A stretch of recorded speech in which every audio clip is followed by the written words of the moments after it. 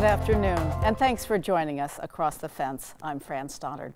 There's one thing we all have in common. We are getting older. And as we age, most of us want to maintain our independence. Today we're going to learn about COVE, the Community of Vermont Elders. For 30 years, COVE has worked as an advocacy and education organization for older Vermonters. And joining us via Zoom is COVE's Executive Director, Ruby Baker. Ruby, welcome. Thanks for being with us. Thank you for having me. So to get started, why don't you just explain what COVE is, the Community of Vermont Elders? COVE is a nonprofit organization operating here in Vermont, and for over 30 years we have been using education and advocacy to help older Vermonters all over Vermont live and age in the best way that they possibly can. Awesome. And from your perspective, what's the greatest challenge now for older adults in Vermont? Well, I think it's a funny question because we tend to forget when we ask a question like that older people are just people. So they're living in the same world that I am. They are facing many of the same fears and challenges, a country divided, a struggling economy, an impending climate crisis. But of course, the one that is sucking all the oxygen out of the room right now is COVID. And for older adults, where their age is also a risk factor, even more so. So I'm sure that comes as no surprise to our listeners. Yeah. But today, I would say we are facing COVID as the greatest challenge. Right, absolutely. With ageism, and of course, elders are more vulnerable. What about ageism in Vermont? Is this a big problem in our state? Yeah, the ageism that exists in our culture does not understand sort of the boundaries of states, and so when we set aside COVID and we think about the other issues that are facing older adults, I point to ageism, but because it drives all of the other challenges that we're facing. When we look at how policies are written, or rights and how people are allowed and supported to live in certain ways, it all comes back to this basic understanding that persists throughout our society, that your contribution to society finishes when you retire, that it's better to be young than old, it's better to be new than experienced. And really, when we start to think about in those terms, we can understand that, of course, there's room for all of that. But our society for so long has valued this youngness and newness, and it's trickled down into our policies. And it's just as much present here in Vermont as it is in other parts of the country, possibly more so, actually, because we have a greater portion of our population that is older. And the irony that comes forward when I think about this is that when we support structures and systems that are ageist, we are discriminating against our own future selves. I discriminate against myself when I am ageist because I hopefully one day will get to be old.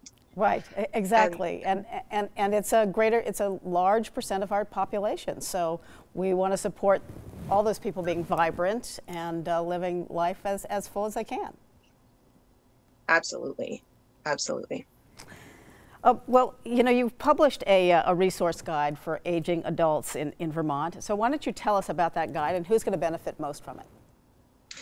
So the guide is I think my favorite thing that I have done since the start of COVID. COVID came crashing down on us, and we really had to pivot our work at COVE and find how we could be most impactful in this time. And again and again and again, we run into the question of, how do I get to the resources? How do I know what's available to me? And so this has been on the back burner for a long time. And we've really just, this past summer, published an 84-page resource guide that is designed to answer some of those questions.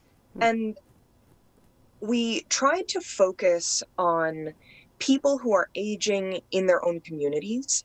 What are the resources that are available to support them? And and also on their families and the caregivers that are supporting those older adults, because we often hear from people who are in their 40s and 50s whose parent just moved to Vermont to live near their grandchildren, and they don't know what's available here, and they don't know how to access those systems and supports. And Vermont has a great support system if you access it. Right, and it's very much targeted towards Vermont and resources in Vermont. Yeah, we wanted to be very specific about that. There are national guides about more broadly what are the health challenges you might face, or how to have certain conversations. But because Vermont is so unique and is so special in how we deal with social services, we wanted to make sure that we were lifting that up, and we were saying, this is your resource in your town. This is your resource in your state, and they're here to help you, and they have the bandwidth. We're not a huge state. We're not overrun in the same way that other places are sometimes overrun by certain issues. So do people, is this, since it's 85 pages, is it just on your website, or is it also something you go to the website and ask for it? No, we're distributing them all across the state. We have printed copies of the guide as well, and they're beautiful. I highly recommend having one. And anyone is welcome to send me an email or call the Cove offices, and we will put one in the mail to you. There you go. There's okay. our website where you could download that, and there is a form on the website where you can. Great. So this is the Aging in Vermont Resource Guide and Directory, and you can go to the website, which is right there on your screen, vermontelders.org. Terrific. And, Ruby, you also are very much an advocacy organization. What are some of your legislative priorities for 2021? It's a really challenging session that we're heading into, as I'm sure you can imagine. So we're trying to think about it. Of course, it's the biennium, and we have 2 years. And so we're trying to embrace that a little more than we have in past years, because we recognize that COVID really is the top priority going into things. So we are doing oversight, and we are helping with the budget and appropriations process, and making sure that the priorities that make it into the budget and are held forward are the things that older adults care about. So that's a huge part of what we're working on in 21. And then our big sort of flagship bill that we want to work on, and we have a coalition of about 15 different people representing 10 different organizations who are working on hearing loss legislation. So we are attempting to pass a bill that would mandate insurance companies to cover hearing aids in Vermont. And it's a huge issue, and I would love to talk more about it. Okay, well, let's talk a little bit more about hearing loss then. And you've actually launched a new initiative that's called Hearing Loss Thursday. So tell us about that, and then we'll get into some of the issues. Yeah, absolutely. Hearing Loss Thursdays is just a platform that we're using to educate, because you can't pass legislation if you don't first do the backroom work of education and letting people know what is or isn't true, and how it might affect them, and what is the issue that we're talking about here. So that's where our education team is posting on our blog and on our social media sites, and really just trying to communicate out what. Got it. Yeah. So Vermont is not covered. Most New England states cover hearing aids. Right? Yeah, all New England states except Vermont now have some coverage for hearing aids. Maine passed their bill just last session, so we are the last of the New England states to join this goal. Okay, so that's something to know. And I think it's very clear that hearing loss can contribute to isolation, because you can't hear. We kind of see some people kind of backing off and sitting in the back of the room because they might miss something. And anyway, that's always a problem. But I didn't know it contributed to falls, though it makes a lot of sense. Yeah, it's one of the areas that we have the best research about, actually, is this contribution to falls. And Vermont has one of the highest rates of death by falls in the country. And one of the main initiatives of the Department of Disabilities, Aging, and and independent living and area agencies on aging is falls prevention, because it is such a huge risk factor. It is, people are dying of falling.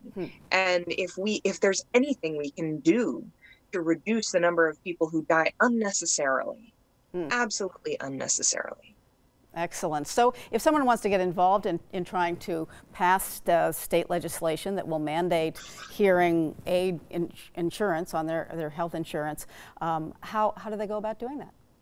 Well, they can certainly contact us here at Cove. We have a variety of different ways that we are bringing people into this movement, and certainly always reaching out to your legislator and letting them know that you care, writing a letter to the editor, posting on social media, especially if you see a Cove post go through on social media, and then tagging your own story into it. And we are collecting 45-second videos of people just sharing their own experience and doing sort of a media outreach. And we'll have a call for submissions coming out later this week. So interesting, because one of the things that you do, you've had in the past volunteer advocates called Grow Bold group that actually go to the State House, because that one-on-one, that personal story makes a big difference. It makes a huge difference. And Grow Bold is still alive and well. It's interesting, when COVID forced all of the legislature to go remote, I say that lobbying and advocacy got a lot harder for the professional advocates and a lot easier for the average person. And as we all know, when we're engaged in that democratic process, it works better. Right. And so being able to access you can do it. So the legislature remotely is huge. Ruby, we are all out of time. Thank you so much for being here and letting us know about Cove. To learn more, you can go to vermontelders.org. And so thank you. Get in touch with Cove and Ruby. And once again, thank you for joining us across the fence. I'm Fran Stoddard.